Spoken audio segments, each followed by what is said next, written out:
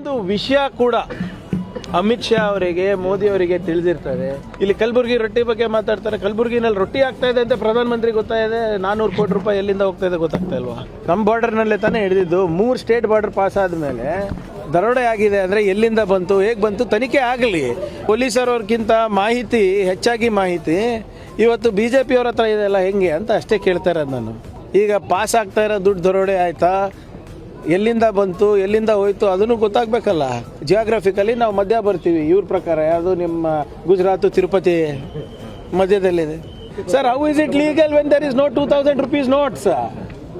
2000 ನೋಟೇ ಅಮಾನತು ಮಾಡಿದ್ಮೇಲೆ ವಸ್ತುವನ್ನು ನೀವು ಟ್ರಾನ್ಸ್ಪೋರ್ಟ್ ಮಾಡ್ತಾ ಇರೋದು ಲೀಗಲ್ಲ ಇಲ್ಲಿಗಲ್ಲ ಸೆಕೆಂಡ್ರಿ. ಆ ವಸ್ತುನೇ ಇಲ್ಲಿಗಲ್ ಇದೆ ಅಲ್ಲ. 2000 ನೋಟೇ ಬ್ಯಾನ್ ಆದಮೇಲೆ ಎಲ್ಲಿ ಮಾಡ್ತಾ ಇದ್ದಾರೆ, ಹೇಗೆ ಬಂತು, ಏನಂತು?